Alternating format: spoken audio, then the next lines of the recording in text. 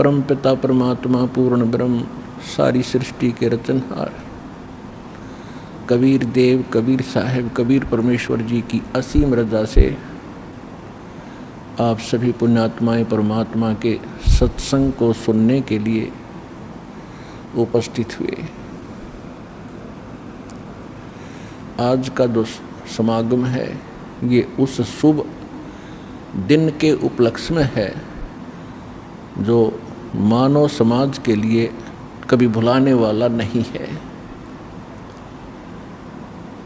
मानव समाज इसको अपने जीवन में कभी भुला नहीं पाएगा कि जिस दिन मालिक स्वयं आए और हम किस भूल में भटक रहे थे, हमने कितने जन्म बर्बाद कर दिए इस काल की कैद में, और हमने कितनी यातनाएं सहन की। अब परमात्मा के दिए उस अध्यात्म ज्ञान के प्रकाश में आप जी को ये पता चलेगा कि हम कौन हैं, कहाँ से आए थे, हमें यहाँ कौन रोके हुए है, हमारा यह रहने का उद्देश्य क्या है। तो ये जानकारी स्वयं परमात्मा ही बताते हैं। परमेश्वर के अतिरिक्त कोई कितना ही विद्वान अपने आप को समझता हो और चाहे कितना मैं ऋषि मान बैठा हो और आम जीवों के लिए वो चाहे खुदा बना बैठा हो, लेकिन वास्तविकता से वो परिचित नहीं हो सकता, क्योंकि परमात्मा की रची हुई सृष्टि को परमात्मा ही बता सकता है। बाकी तो ये वैज्ञानिक भी अटकलबाजी लगा रहे हैं, परमात्मा के दिए हुए मटेरियल पर, पदार्थों पर अनुसंधान करके अपनी सोच अनुसार ये जो भी निष्कर्ष निकाल रहे हैं, तो ये इनकी अपनी बुद्धि के स्तर की बातें हैं, लेकिन परमात्मा से ये काफ़ी दूर हैं।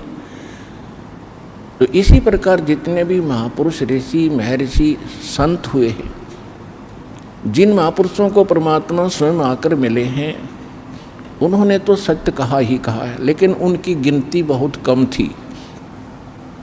वो संख्या में नाम मात्र रहे हैं और काल के इस अज्ञान को फैलाने वालों की संख्या की कमी नहीं, करोड़ों और अरबों की संख्या में ये रहे हैं। तो कहने का भाव ये है कि आज आपको जो ये शुभ समागम प्राप्त हुआ है, परमेश्वर कबीर जी की असीम रजा समझ लेना आपके ऊपर। नहीं तो ये सारा संसार एक पेट के लिए, निर्वाह के लिए सुबह से लेकर शाम तक और रात्रि के समय उसी के चिंतन में सौपन आते हैं, उसी के चिंतन में सारा दिन व्यतीत करता है, और जो मिलना है वही मिलता है। क्योंकि सभी, प्रत्येक मानव चाहता है कि मेरे पास बड़ी कोठी हो, जो वर्तमान में एक बहुत बड़ी भूल लगी है मानव के। उसी आधार से सभी चाहते हैं कोठी हो, कार हो, बहुत बड़ा अच्छा व्यापार हो, लेकिन नहीं बन पा रहा।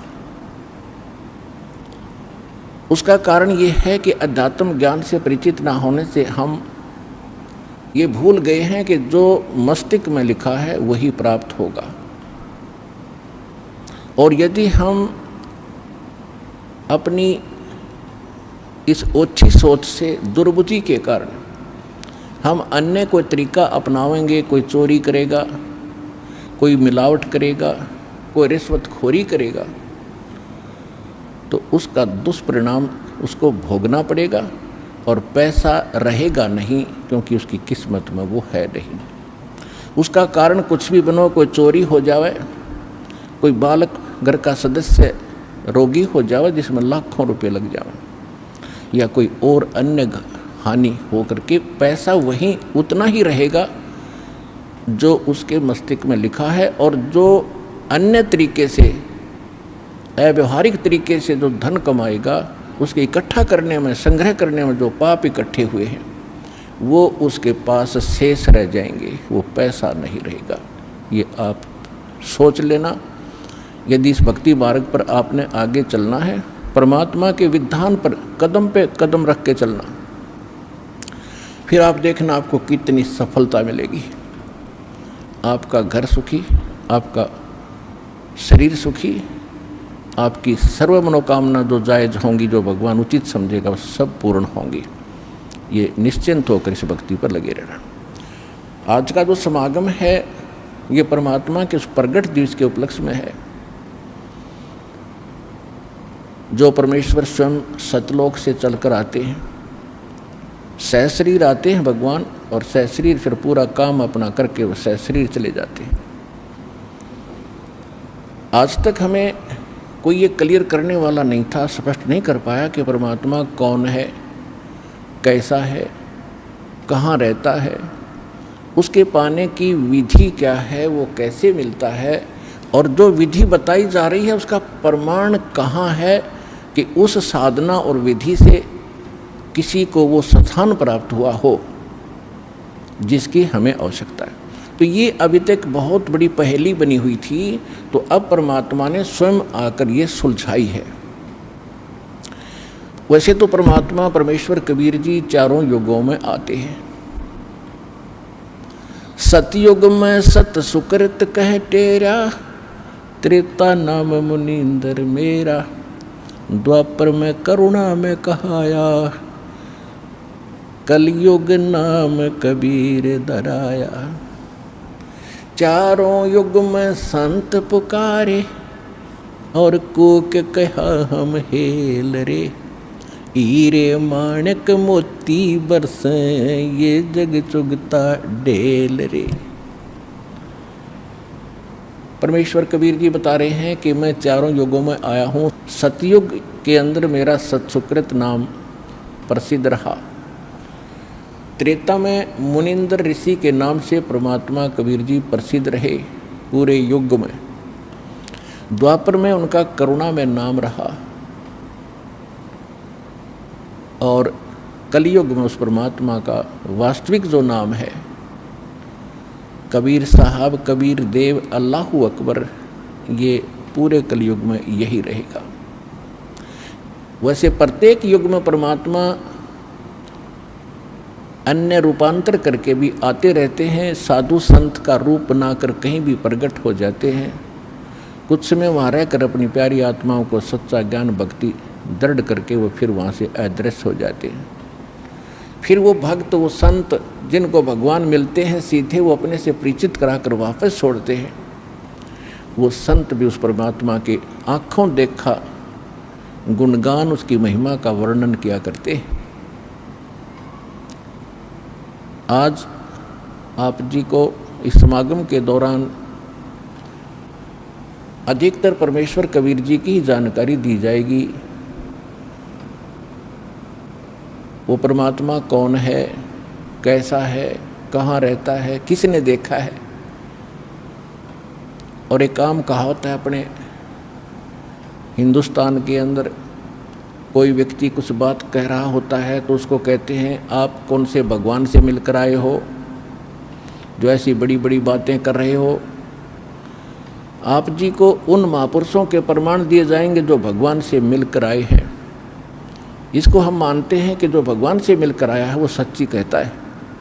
तो जो परमात्मा से मिलकर आए हैं उन महापुरुषों के भी साथ में एविडेंस, उनकी विटनेस आपके सामने दी जाएगी कि इन महापुरुषों ने परमात्मा को देखा और वो भगवान से मिलकर आए, और परमात्मा ने जो उनको मोक्ष मार्ग बताया, उन्होंने कौन सी साधना की जिससे उनका मोक्ष हुआ। तो उसी साधना से, उसी भक्ति से आप और हम सभी का मोक्ष संभव है, इति सिद्धम। तो इस सत्संग के दौरान आप जी को ये सभी प्रमाण प्रस्तुत किए जाएंगे। सौभाग्य आपका, आप जी को ये सत्यनारायण कथा सुनने को सुलभ हुई। आज तक हमने ये पता नहीं था सत्यनारायण है कौन। सत्यनारायण, सत्य माने जिसका नाश कभी ना हो, अविनाशी। नारायण मीन जो जल के ऊपर, नार माने जल, आयन माने आने वाला, यानी जो जल पर आकर विराजमान होने वाला। वो कौन? वो परमात्मा है। इसलिए नारायण, नारायण यानी परमात्मा। परमात्मा की एक महिमा है कि वो सतलोक से चलकर आता है और जल के ऊपर, कमल के फूल पर आकर वो निवास करता है। जिस कारण से उसको नारायण कहते हैं। और हमने इस नारायण की उपमा लगा रखी थी सतगुण विष्णु जी के ऊपर। सतगुण विष्णु जी जो है, इसको हम सत्यनारायण मानते थे। ये हमारे नकली गुरु अज्ञानी हमें मिसगाइड किए हुए थे। एक पीतल को हमें सोना बता रहे थे। कितना दुर्भाग्य रहा हमारा, और हमारे पूर्वजों ने कितना विश्वास किया इन मूर्खों पर, जिन्हें कह का पता नहीं अध्यात्म मार्ग। तो हमें अब सत्यनारायण का पता चला है कि कौन है वो सत्यनारायण। वो अविनाशी परमात्मा कौन है, तो उसकी जानकारी आपको बताई जाएगी। परमात्मा चारों युगों में आते हैं। सतयुग में सत्सुकृत नाम से परमेश्वर आए थे और एक सरोवर के अंदर कमल के फूल के ऊपर आकर शिशु रूप धारण करके उन्होंने निवास किया था। वहाँ से एक विद्याधर नाम के ब्राह्मण और उनकी पत्नी दीपिका, वो उस रास्ते से आ रहे थे जिस सरोवर में परमात्मा विराजमान थे। दोनों निसंतान थे। आयु लगभग 60-65 साल की हो चुकी थी, क्योंकि सतयुग में आयु लाखों वर्ष की होती थी। तो तब तक उनको कोई संतान प्राप्ति नहीं थी। वो सरोवर के शुद्ध जल को पीने के लिए उसके अंदर निकट पहुँचे तो बच्चे को पाया, घर ले आए। उन्होंने उसको पाला पोसा और 5 वर्ष के आयु से ही परमात्मा अपने जिस उद्देश्य को लेकर आते हैं उस ज्ञान का प्रचार प्रारंभ कर देते हैं। सतयुग में परमेश्वर ने 5 वर्ष की आयु में एक मनु नाम के एक ऋषि थे, मनु, स्वयंभू मनु बोलते हैं उनको, और उनके विषय में कहा जाता था कि बड़े विद्वान पुरुष थे, वेदों के बड़े ज्ञाता थे। परमात्मा की उनके साथ चर्चा हुई तो परमेश्वर ने कहा क्या कि मनु जी, परमात्मा कौन है, कैसा है। उनकी तो यही कहते हैं आगे पाछे नीम तले, इनकी वही बुद्धि सेट होती थी कि श्री विष्णु जी जो हैं ये सुप्रीम पावर हैं और यही परमात्मा है, अजरो अमर हैं। यही 3 रूप धारण करके ब्रह्मा रूप बनाकर सृष्टि उत्पत्ति करते हैं, विष्णु रूप बना करके ये सतिथि बनाते हैं, पालन पोषण करते हैं, शिव रूप धारण करके सबका विनाश करते हैं। और ये भी कहा करते थे कि अविनाशी हैं, अजरो अमर हैं। फिर उनसे पूछा जाता था कि परमात्मा मूलभूत रूप में कैसे हैं, तो कहा करते वो तो निराकार हैं, वो दिखाई थोड़ी देते हैं। समाधि लगाते हैं तो केवल परमात्मा का प्रकाश दिखाई देता है। और समाधि दशा में हमने देखा श्री विष्णु जी ही हमें दर्शन देते हैं।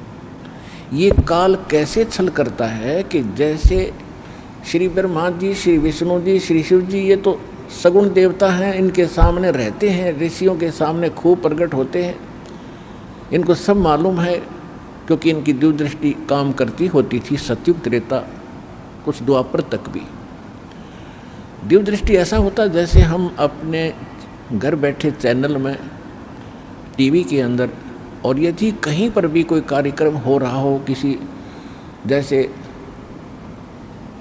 पार्लियामेंट के अंदर कोई सेशन चलता है तो मीडिया वाले डायरेक्ट दिखा देते हैं, तो हम घर बैठे देख लेते। ऐसे उनकी दिव्य दृष्टि होती थी, उन भगवानों को वहाँ बैठा भी देख लेते थे, कहाँ क्या कार्य कर रहे हैं, कैसे रह रहे। वो सामने भी होते थे। जब समाधि ये लगाने की चेष्टा करते थे तो ये काल क्या करता है, किसी को तो विष्णु जी के रूप में दर्शन दे देता है तो विष्णु का पुजारी हो जाता है, गुण गाता फिरता है कि हमने जान दिया, देख लिया, ये अपने आप को छुपाए हुए हैं श्री विष्णु जी जो सगुण देवता है, 3 देवताओं में से ये सर्वशक्तिमान है, सर्वेश्वर है। हमने समाधि दशा में इसके दर्शन हुए। किसी को ब्रह्मा जी के रूप में दर्शन दे देता है, वो ब्रह्मा के गुण गाता है, ब्रह्मा सर्वशक्तिमान है, ये सब के मालिक है, सतिथि उत्पत्ति संहार यही करते हैं।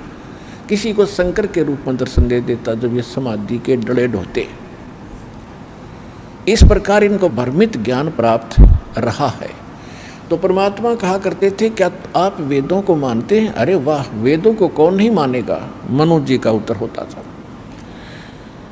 तो परमात्मा उनको कहा करते थे कि ऋग्वेद मंडल नंबर 9 और सूक्त 86 मंत्र 26-27 में देखिएगा, वो परमात्मा सतलोक में रहता है, वहाँ से सह शरीर आता, चल कर आता है, अच्छी आत्माओं को मिलता है। लेकिन कहते हैं राज तजना सहज है, सहज त्रिया का ने, मान बढ़ाई ईर्षा दुर्लभ तजना ये। राज्य भी त्याग सकता है इंसान और अपनी स्त्री का मोह भी त्याग सकता है, लेकिन मान बढ़ाई और ईर्षा को नहीं छोड़ सकता। और मान बढ़ाई ईर्षा छोड़े बिना भगवान नहीं मिल सकते। तो इन ऋषियों के सामने ये 8 अड़गी मान बढ़ाई की हम ब्राह्मण, हम विद्वान पुरुष, सर्वश्रेष्ठ मानव, और ये क्या जाने कल का बच्चा। लेकिन उस समय परमात्मा भी ब्राह्मण ही कहलाते थे, क्योंकि ब्राह्मण के घर प्रवेश हो रही थी और ब्राह्मणों की बात उस समय सुनी जाती थी, अन्य की तो कोई सुनता ही नहीं था।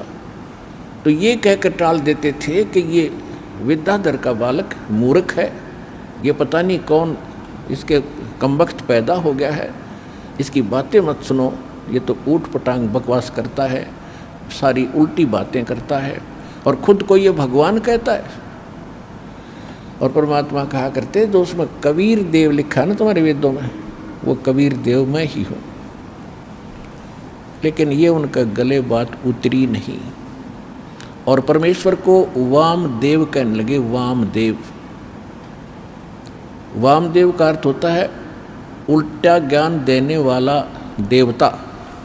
वाम माने उल्टा, जैसे दाएं हाथ को कहते हैं सुल्टा हाथ और बाएं हाथ को कहते हैं उल्टा बामा।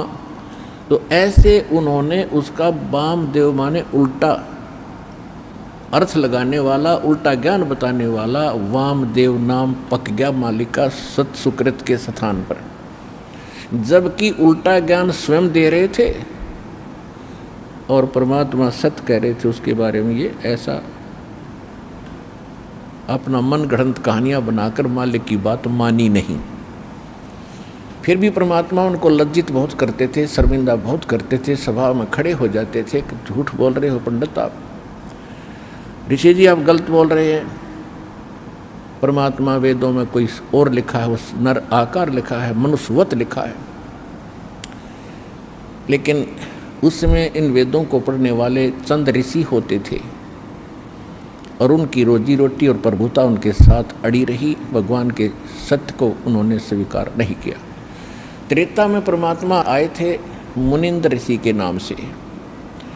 अब आपको संक्षिप्त सा विवरण दे करके पिछला, फिर कलयुग के अंदर जो मालिक आए थे उसकी जानकारी, वो लीलाएं आपको अधिक सुनाई जाएंगी, क्योंकि वो तो आज प्रत्यक्ष है हमारे सामने।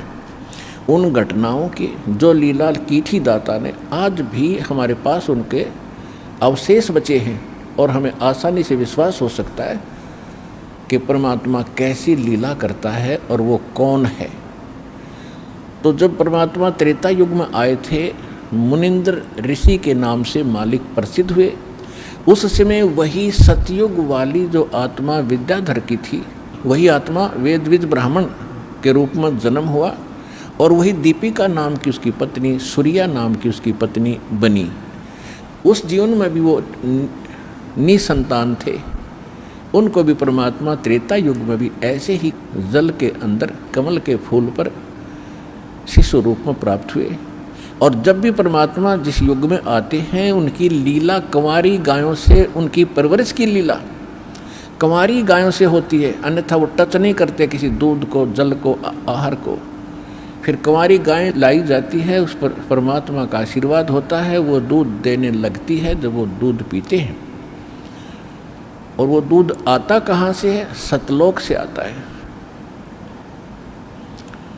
तो इस प्रकार प्रत्येक युग में मालिक की परवरिश की लीला हुई। जब परमेश्वर मुनिंद्र नाम से आए हुए थे, धीरे धीरे बड़े हुए, 5 वर्ष की आयु से ही उन्होंने सब विद्वानों के छक्के छुड़ाने शुरू कर दिए। लेकिन इन ऋषियों और ब्राह्मणों का एक स्वभाव बना रहा कि हमसे उत्तम कोई नहीं, जबकि परमात्मा भी ब्राह्मण कुल में ही थे, त्रेता में भी। लेकिन उन्होंने उसको बालक बताया और बालकपन से ही मालिक ने उनके छक्के छुड़ा दिए, सच्चा ज्ञान कहा।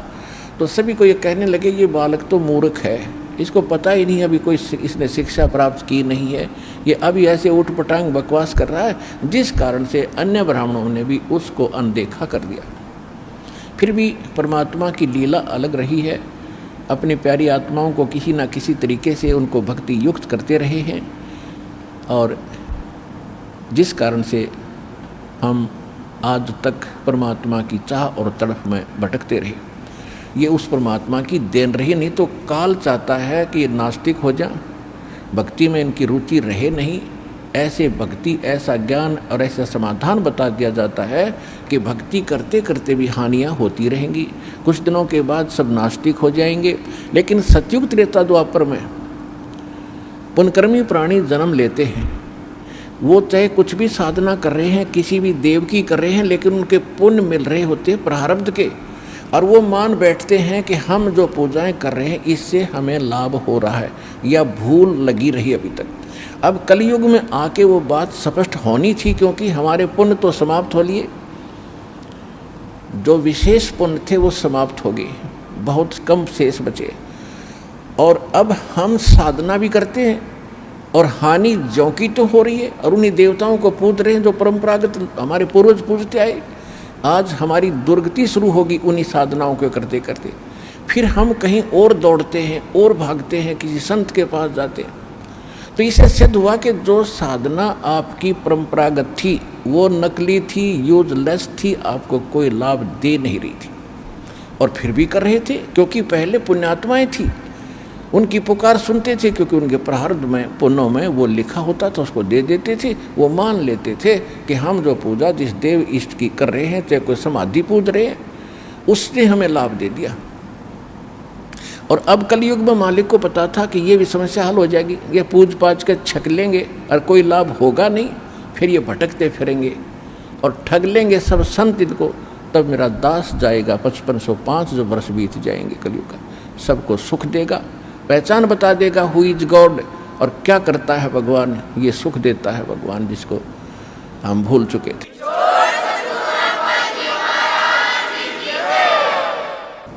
अब परमात्मा के ज्ञान को किसी ने सुना नहीं, सत्य को माना नहीं, तो परमात्मा के पास तो बहुत साधन हैं, बहुत से तरीके हैं। कहते 100 छल छिद्र मैं करूं अपने जन के काजे, अरण्य से पूजो मार दो मैं नरसिंह धर लूं साजो। अब परमात्मा तो परिपूर्ण होते हैं अपनी भक्ति, अपनी शक्ति से। अब जैसे चंदन का पेड़, चाहे लकड़ी भी कहीं पड़ी हो, उसका स्वभाव है महक देती है, सुंदर महक देती है, लुभावनी महक उससे निकल रही होती है, सुगंध होती है।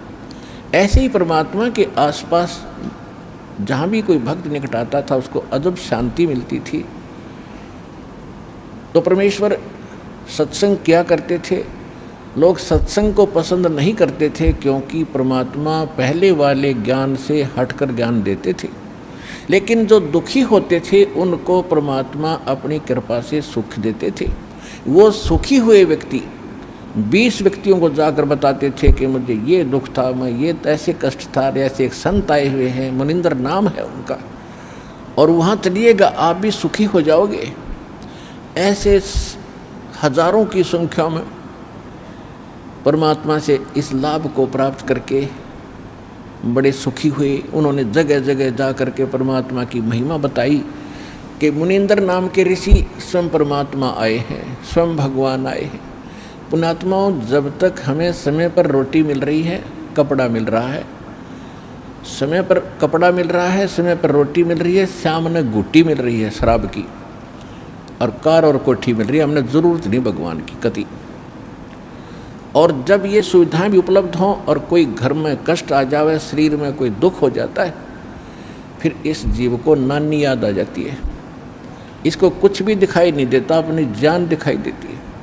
तो तो ऐसे व्यक्ति वहाँ आने लगे परमात्मा के पास और वहाँ से सुख होने लगा। फिर उनको कुछ भी दिखाई नहीं देता था मुनिंदर जी के अतिरिक्त उस पृथ्वी पर। तो ऐसे लोग परमात्मा के साथ जुड़े थे। बाकी जो विद्वान पाक रहे थे, जिनको समय पर ठीक आहार मिल रहा था, तो वो मालिक से दूर रहे, उनका दुर्भाग्य था। तो यहाँ परमात्मा कहा करते अपनी अमृतवाणी में, जो प्रत्येक युग में आकर ये बोलते हैं, कबीर सुख के माथे पत्थर पड़ो, जो नाम हृदय से जावे, बलिहारी उस दुख के जो पल पल नाम रटाए। परमेश्वर कहते हैं कि आग लगाए इसे सुख के जो भगवान से दूर करे। हे परमात्मा, वो दुख भी भला जिससे मालिक की तड़फ बनी, परमात्मा की चाह बनी, उसकी याद बनी रही। अब जैसे कोई सुखी व्यक्ति है, अब सुखी भी भक्ति से जुड़ता है तो बहुत ही पुण्यकर्मी प्राणी है, वो तो बहुत पुण्यकर्मी प्राणी है। लेकिन वो सुखी जो जुड़ा है वो डगमग हो सकता है, वो विचलित हो सकता है कभी। और जो दुख में आकर यहाँ जुड़ेंगे और उनको मालिक सुख देगा, क्योंकि आज तक आप सब जगह घूम फिर लिए, ऐसा समय सेलेक्ट किया दाता ने, क्योंकि संतों का बोलबाला सैकड़ों वर्ष से है। राधा स्वामी पंथ लगभग 100-150 वर्ष पहले से चला हुआ, और इसकी तो पता नहीं कितनी ब्रांचें हैं, और इनके पास सब भटक के, लुट के, पट के और सर्वनाश करा के अब यहाँ आ रहे। तो अब बहुत उस पर दया होगी जो पहले भटक लिया। और यहाँ आने के बाद, क्योंकि परमात्मा ने सुख तो देने ही अपने हिसाब से देना है। कैसे देना है? जैसे कोई ताता चल देख लेता हूँ, आराम होगा तो ठीक से, नहीं तो नहीं, तो उसको फिर ऐसा ही मिलेगा राहत। और जो कति सच्चे दिल से समर्पित होकर के भी कहीं मुझे तो ठिकाना रहा नहीं, और फिर रोए मालिक के चरणों में, प्रतिदिन देखना उसको कितना सुख मिलेगा। तो परमात्मा से लाभ लेने का हमने एक तरीका बता रखा है, उस तरह आपने समर्पित होना पड़ेगा। और फिर देखना सपने में भी किसी अन्य इष्ट या संत के प्रति आपका भाव न जावे, इस परमात्मा के अतिरिक्त, इस दास के अतिरिक्त, और फिर देखना मालिक का लाभ।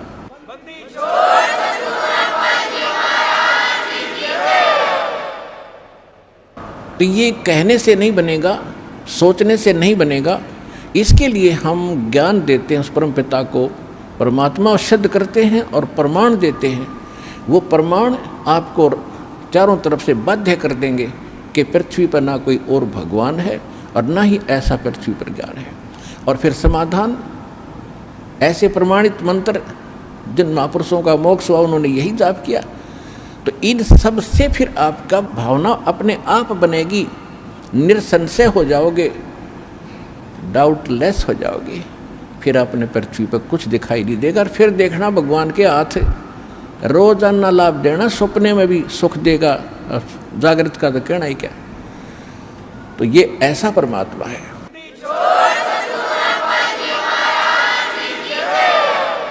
जैसे हम बहुत सी कथाएं सुना करते थे, उनका कोई सिर पैर नहीं था। हम सुना करते थे कि श्री रामचंद्र जी ने लंका पर चढ़ाई करते समय पुल की आवश्यकता पड़ी, समुद्र पर पुल बनाना था। हम ये भी सुनते थे कि 3 दिन तक भगवान श्री रामचंद्र जी समुद्र के अंदर घुटनों पानी में हाथ जोड़े याचना करते रहे कि हे जल्दी हे सागर राज, मुझे रास्ता दे दो, मैं बहुत दुखी हूँ। मेरी पत्नी को लंका का राजा रावण उठा ले गया है और उसको बहुत सता रहा है, उस पर चढ़ाई करनी है, हमने उसको बहुत प्रार्थना कर ली है, वो लौट आने को तैयार नहीं है। जब 3 दिन तक समुद्र ने उसको रास्ता नहीं दिया, तो तब श्री रामचंद्र जी ने लक्ष्मण से कहा था कि लक्ष्मण, मेरा अग्नि बाण दे, ये लातों के भूत बातों से नहीं मानते। जब उसने अग्नि बाण चढ़ा करके समुद्र को फूकने के लिए कोशिश की, उसमें लपटें निकलने लगी, क्योंकि सिद्धि से चलता था पहले ये सब शस्त्र। तब कहते समुद्र ने रास्ता दिया, ऐसे सुनते थे। फिर क्या सुनते थे कि नल नील ने समुद्र पर पत्थर रख दिया, उनके हाथों में पावर थी, उनमें शक्ति थी, सिद्धि थी कि उसके हाथ से रखा हुआ पत्थर जल में डूबता नहीं था, और जिस कारण से पुल बना। फिर हम ये भी सुना करते थे नकलियों से कि हनुमान जी ने पत्थरों पर राम का नाम लिख दिया, इसलिए पत्थर तिर गए। प्रथम तो कहते हैं समुद्र ने हाथ जोड़कर रास्ता दे दिया जब रामचंद्र जी ने जलाना चाहा, उसको फूकना चाहा। फिर कहा करते नल नील के हाथों तैरते थे पत्थर, उनके कोई वस्तु नहीं डूबती थी समुद्र पर। फिर कहते थे हनुमान जी ने राम का नाम लिख दिया इसलिए तर गए, पत्थर पुल बन गया। अरे कोई एक तो बताओ, एक पर सेट हो जाओ कि इसलिए कि एक रहा को किससे होया हो। फिर रामचंद्र की तरह गया, नल नील से ही पुल बन गया, फिर राम ने कित बनाया वो। अब इसका निष्कर्ष निकलेगा इस कथा से जो दास सुनाने जा रहा है त्रेता युग की। ऐसे प्रश्न करे एक भक्त ने मेरे से, जब गांव गांव में दास सत्संग करने जाता था, वो कहने लगा जी मैं मिलिट्री के अंदर हूँ और मिलिट्री हमारी ज़्यादातर पहाड़ी क्षेत्र में रही है। जहाँ भी मुझे कोई मंडलेश्वर, कोई संत, कोई गुफा में साधु मिला है, मैं उनसे मिलने जाता रहा हूँ। और ये एक प्रश्न करता हूँ, मैं रामायण का पाठ बहुत करता हूँ और उसमें देखता हूँ कि सभी राक्षस मांस खावें, शराब पीवें, ऐसा व्यवहार विचार उनका हो गया था। और वहाँ पर विभीषण और मंदोदरी, इनके विचार पढ़ते हैं जब रामायण में, तो साधु संतों जैसे, तो इनको ये ज्ञान कहाँ से आ गया ऐसे बूंदी राक्षस नगरी में। तो वो कहने लगा जी मैं सब जगह मंडलेश्वरों के पास जा लिया, पर इस प्रश्न का उन्होंने को संतोषजनक उत्तर नहीं दे पाए, मैं आज तक भटक रहा हूँ। तो मैंने कहा भाई इस रोग की दवाई मेरे पास है, अब सुन ले, सुनाता हूँ। दास ने सुनाई फिर कथा, जो सत्य कथा है। परमात्मा त्रेता युग में मुनिंदर नाम से आए हुए थे और काफ़ी दुखी व्यक्ति मालिक की कृपा से, आशीर्वाद से सुखी हुए थे। फिर उनको दाता ये प्रथम मंत्र दिया करते थे। ये प्रथम मंत्र में जो पहले और लास्ट वाले नाम पहले नहीं दिए जाते थे, उनको तो अब बचपन से जब कलयुग आया इस समय ही प्रारंभ करना था। ये कंप्लीट कोर्स अब देना था। पहले तो ऐसा समझ लो कि ये आपको ग्लूकोज लगा दी जब तक सर्जन नहीं आया, और ग्लूकोज से रोगी मरता नहीं लेकिन रोग नाश नहीं होता। तो वो प्रथम नाम देते थे दाता और ग्लूकोज लगाकर चले जाते थे। अब ये रोग नाश तो अब होना था, ये दास भेजा है इस जन्म मरण के रोग का नाश करने का सर्जन और डॉक्टर, हर तरह की औषधि और ऑपरेशन सारा सिखाकर, सब ट्रेनिंग दे करके अब सब सुख होंगे, आपका जन्म मरण का रोग कटेगा।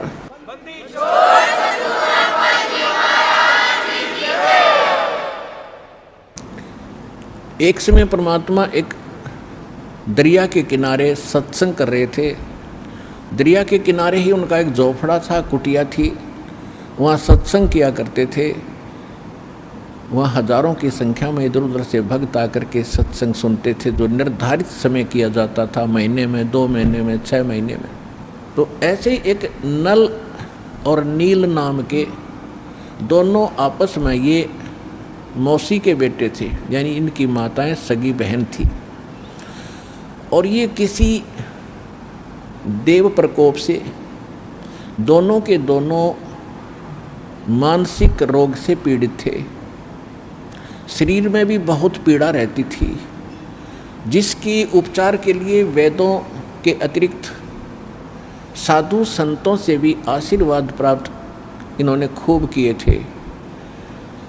और सभी ऋषि महर्षियों ने उनको बता दिया था कि नल और नील बेटा ये तुम्हारे प्रारब्ध में, यानी तुम्हारी किस्मत में अंकित है ये कष्ट, और इसको बेटा आपने भोगना ही पड़ेगा, कोई विकल्प नहीं। अब बेशक से आत्मा को कोई कितना ही ऐसे संतोष दिलाए कि ऐसा ही होता है, लेकिन इसको मालूम है कि परमात्मा कोई ऐसी पावर है, ऐसी शक्ति है कि वो सब दुख दूर कर सकता है। परमात्मा के गुणों में हम खूब सुनते और सुनाते रहते हैं, इसलिए आत्मा संतोष नहीं पाता है। दुखी व्यक्ति फिर कहीं ना कहीं और किसी से सुनकर भी जाता है। जब वो कति थक लिए थे, दोनों अंतिम फाइनल फैसला मान चुके थे कि अब कहीं ठिकाना नहीं रहा, हमें तो ये तड़प के मरना ही शेष बचा है, और लंबी आयु होती थी।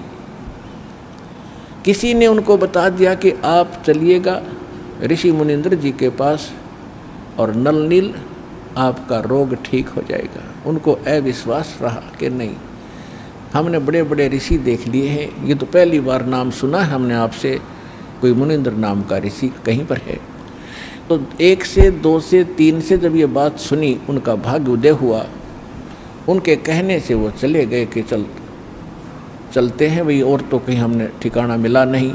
तो जब वो वहाँ आए, मालिक को पता था कि अब निशाने चोट लगानी पड़ेगी, क्योंकि ये सब जगह थक लिए हैं और कोई इनने ऋषि महर्षि मंडलेश्वर भूत झाड़े लगाने वाला कोई छोड़ा नहीं है। अब इनको कुछ रिजल्ट दूंगा तो ये बच्चे मेरे पास टिक जाएंगे आसानी से। जो ही नल नील ने जब सत्संग शुरू होने से पहले सत्संग परमात्मा बैठ जाते थे, सत्संग सुनाते थे। सत्संग तो वो सुन ही नहीं सकते थे क्योंकि उनकी तो ऐसे बेचैनी रहती थी। और जो ही मालिक के पास आए, दोनों चरणों में मत्था टेका और परमात्मा ने दोनों के सिर पे हाथ आशीर्वाद भरा रखा, उनका तुरंत रोग छू मंतर हो गया और ऐसे हो गए जैसे कभी पीड़ा थी ही नहीं किसी प्रकार की। अब दोनों की आंखों में आंसू आ गए, चरणों में लिपट गए और कहा, हे परमात्मा, हम तो बहुत जगह कष्ट उठा चुके थे, हमने पृथ्वी पर कोई, जहाँ तक हमारी पहुँच थी, हमने कोई ऋषि महात्मा नहीं छोड़ा। हे परमात्मा, हमारे ऊपर बहुत बड़ा कहर था, बड़ा कष्ट था, आपकी कृपा से हम स्वस्थ हो गए, आप स्वयं परमात्मा आए हो। फिर उन्होंने सत्संग सुना। परमात्मा ने कहा, बेटा ये तो एक अस्थायी लाभ है, अभी तो और भी आपके भाग्य में और आपके संचित पाप कर्मों का ढेर लगा पड़ा है, उसके लिए भी औषधि बताऊंगा, वो मंत्र दीक्षा आपको दूंगा, आप वो लीजिएगा। पहले सत्संग सुनिएगा। फिर सत्संग सुना, दीक्षा ली, फिर गुण गाने लगे भगवान के, जो भी मेरा उसी से कहें कि भगवान आए हैं, मुनिंद्र नहीं ये परमात्मा आए हैं, आप चलो। फिर उनकी कोई नहीं माने क्योंकि लोग सुखी थे, केवल दुख ही मानता है। तो कुछ दिनों के बाद क्या हुआ कि जैसे आप यहाँ देखते हो, उसका चित्रार्थ सारा ही आप देख सकते हो दृश्य। यहाँ पर आप देखते हो 80% भक्त दुखी आते हैं, काल के पीड़े हुए आते हैं, कर्मों के पीटे हुए आते हैं, और क्या हालत में आते हैं। कोई स्ट्रेचर पर आता है, किसी को कैंसर है। आत्मा हमारी मानती है कि परमात्मा, अज्ञानता में आपके बच्चे कितना कष्ट पा गए, पहले इन्होंने गलतियां की, पाप इकट्ठे किए, अब काल ने इनके सिर पर रख दिया कि इनको भोगो। परमात्मा अपने बिना अपने के दुख न कौन जानेगा। अगर आप भी नहीं इनको राहत दोगे तो ये कहाँ जाएंगे। दास उसका नौकर है, दास उसका पियन है, चपड़ासी है परमपिता कबीर भगवान का।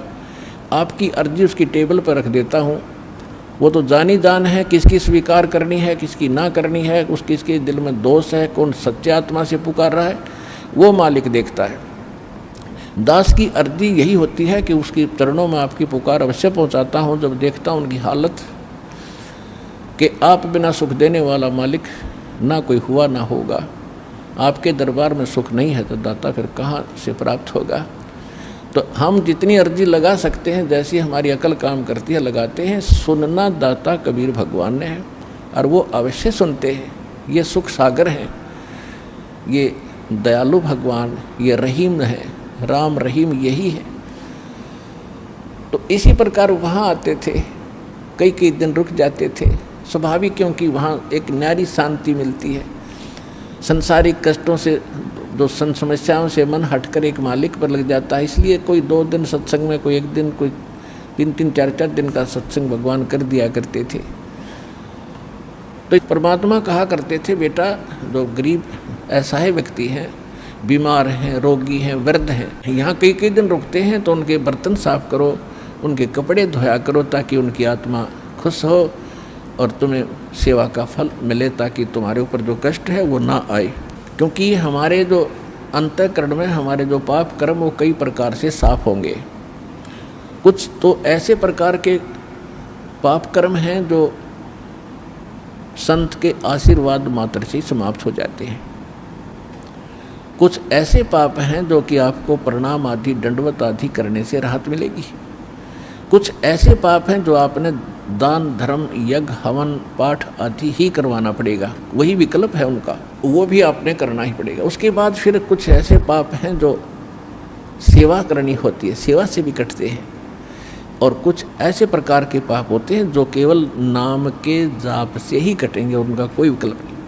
तो जैसे एक धोबी के पास कपड़ा जाता है तो वो देखता है कि इस कपड़े को साफ करना है तो पहले पानी से धोता है, साबुन लगाता है, उससे भी नहीं साफ होता तो फिर ड्राई क्लीन के लिए कोई अन्य केमिकल प्रयोग करता है और उसके सब दाग छुड़ाता है, तब वो उज्जवल होता है।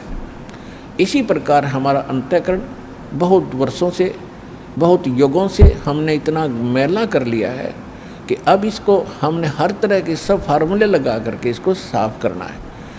तो परमात्मा कहा करते थे, तो वो भक्त जो दुखी हैं वो सब सत्य मानते थे और उसका अनुसरण करते थे।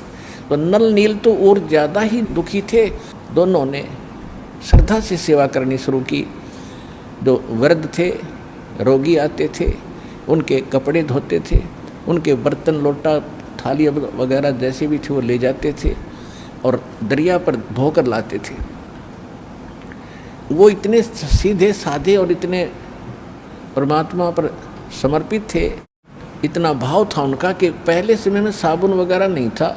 कपड़ा धोने के लिए पहले जल में भिगो देते थे, दरिया में भिगोकर उनको थोड़ा सा बाहर पत्थर रख देते थे, वो पानी में लहरों से गीले हो जाते, फिर उनको बाद में ऐसे मुक्के मार मार के धोते थे, कोई और तो साधन था ही नहीं।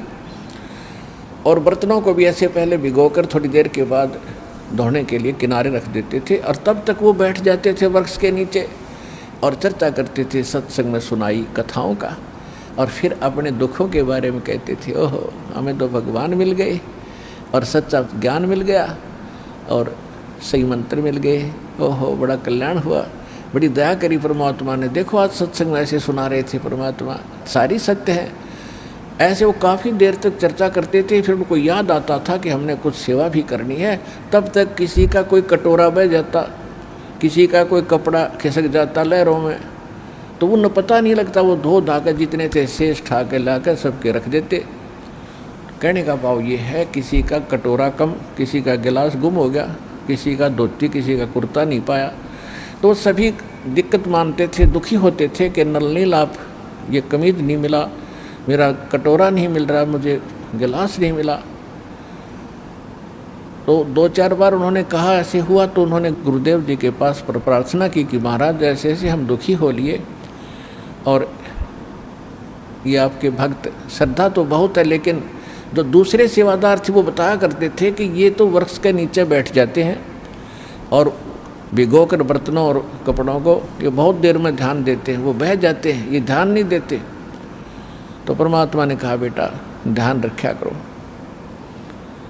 तो अच्छा जी ध्यान रखेंगे। फिर वैसे ही हो जाती है कि कुछ दुखों का, दुखी किया हुआ प्राणी जो होता है उसका कुछ ऐसा वो स्वभाव सा बना हुआ था, भोले भाला, उनका दिमाग कंडम सा हो गया था, उससे में भी वो ज़्यादा ही भोले टाइप के ही थे।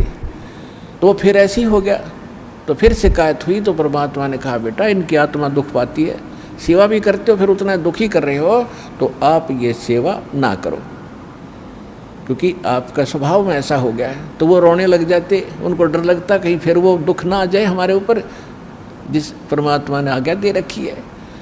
और आज तो ये शायद गुस्से में कह रहे होंगे, फिर रोने लग गए, परमात्मा हमसे सेवा ना छीनो, दाता हमसे सेवा ना छीनो। उनको डर ये था कि कहीं फिर से ना वो कर टूट जाए जो पहले हम दुख पा रहे थे, बुरी तरह रोने लगे। तो परमात्मा ने सोचा भी इनकी श्रद्धा भी बनी रहनी चाहिए, तो परमात्मा ने आशीर्वाद दे दिया कि बेटा जो करो सेवा, आज से तुम्हें आशीर्वाद दे दिया है कि तुम्हारे हाथ से चाहे तुम लोहा भी रख देना, और तो छोड़ो पत्थर, ये तो कुछ हो, चाहे पत्थर भी रख देना बेटा, जल में नहीं डूबेगा। तो वो दोनों जाकर फिर देखने लगे। उन्होंने पत्थर उठा कर रखा, सबसे पहले वन्यों का पत्थर खड़ा रहा, जहाँ रखा था वहीं टच से मस नहीं हुआ। उन्होंने उठाया तो हटा, तो और देखने लग गए भगत, एक बार फिर रखिए भाई नल नील, उन दोनों ने फिर रखा, उसके ऊपर खड़े हो गए पानी में, और तब भी नहीं नीचे को गया। तो सब जगह होने लगी भाई नल नील में तो बहुत भगवान ने शक्ति दे दी तो इस प्रकार फिर वो क्या करते थे, जो भी कपड़ा जहाँ रख दिया पानी में, जिस स्तर में डबो कर रख दिया तो वही रहा वो। चाहे उसमें कांसी के थाली बेले होते थे, कांसी धातु के, और कांसी तो अमूमन डूबती है पानी में, तो वो भी रख दिया तो वो भी नहीं डूबा। तो इस प्रकार ये जो उनको शक्ति प्राप्त हुई थी, कबीर परमेश्वर उर्फ मुनिंद्र जी की रजा से वो शक्ति, वो सिद्धि प्राप्त थी, जिस कारण से समुद्र पर वो पत्थर नहीं डूबते थे। अब प्रश्न दूसरा उनका ये था कि श्रीलंका में जहाँ राक्षसों का पूरा ग्रुप था और मंदोदरी और विभीषण, इनके पास ऐसा ज्ञान कहाँ से आ गया? वो इतना समझा रही अपने पति को कि ऐसा ना करो, ऐसा हो जाएगा, ये ऐसी है, ये आम वर्ष औरत नहीं है, ये भगवान की पत्नी है, और रावण मान नहीं रहा। तो इसका उत्तर अब आपको देते हैं। परमेश्वर जब कबीर जी मुनिंदर नाम से त्रेता में आए हुए थे, इनका अपना विधान है, गोता मारूं स्वर्ग में और जा बैठूं पाताले, गरीबदास ढूंढता फिरूं अपने हीरे मोती लाले। अब 100 साल छिदर मैं करूं अपने जन के काज, अरणक से पूजो मार दूं मैं नरसिंह धर लूं साज। नदन के रूप बना लूं अपने बच्चे के लिए। तो परमात्मा एक साधु ऋषि रूप में थे ही, श्रीलंका में पहुंच गए और वहाँ पर एक चंद्र विजय नाम का एक भाट था, भाट, और उसके परिवार में पुत्र पुत्री, पुत्र वधू, पत्नी, कुल मिलाकर 16 सदस्य थे। और जो चंद्र विजय भाट था वो रावण के पास जाता था। ये भाट लोग क्या करते थे कि अपनी रोजी रोटी के लिए राजाओं के पास जाते थे, राजा लोगों का वो मनोरंजन कराते थे, रिक्रिएशन कराते थे, ऐसे उनके गुण गाते थे, आप राजाधिराज हो, आपके राज में सब सुखी हैं, आपका बड़ा गुणगान हो रहा है, आप बड़े महापुरुष हो, और कुछ चुटकुले आदि सुना कर उनको प्रसन्न रखते थे, गाने गुने गाते थे, गीत सुनाते थे, और राजा लोग उनको उसके प्रतिफल में कुछ इनाम देते थे। इसी प्रकार उसकी पत्नी का नाम था करमवती, और वो मंदोदरी रानी के पास जाती थी, रानी का मनोरंजन कराती थी, ऐसे बुढ़ी अच्छी कहानी कथा सुना कर, अश्लील बातें सुनाकर रानी को खुश रखती थी। रानी उसको इनाम दे देती थी मंदोदरी। इस तरह उनका गुजारा निर्वाह चल रहा था। एक दिन परमात्मा उस चंद्र विजय भाट के घर से थोड़ी सी दूरी पर, पहले जंगल बहुत होते थे, यानी वन बहुत होते थे, और वनों में ही कहीं कहीं झोंपड़ी सी सबकी अलग अलग होती थी। एक वृक्ष के नीचे उस रास्ते में बैठ गए जहाँ से चंद्र विजय सुबह सुबह फ्रेश होने के लिए जाता था। और उस समय वो साधु संतों को बड़ा देखकर खुश होता था। चंद्र विजय, पिछले संस्कार होते हैं, आदमी किसी भी जाति विशेष में जन्मा है वो उसके संस्कार हैं, लेकिन जो भक्त है, भक्ति बीज पलटे नहीं, चाहे पलट जाओ ब्रह्मांड। तो भक्ति की आस्था उसके अंदर न्यारी थी। बेशक से सारा दिन बकवादी सुनता और सुनाता था, लेकिन भक्ति वाले लक्षण भी उसके अंदर विद्यमान थे। साधु देखे, चरणों में मत्था टेका, और हे भगवान, आज बड़े भाग्योदय हुआ, मेरा ऋषि जी के दर्शन आज सुबह सुबह हुए, हम दास के लिए कोई सेवा बताओ, हमारे घर पर चलिए भगवान, आज तो बड़ा सौभाग्य मेरा। तो परमात्मा को वो घर ले आए। परमात्मा गए इसलिए थे, उनके झोपड़ी के सामने बैठ गए और लगे सत्संग सुनाने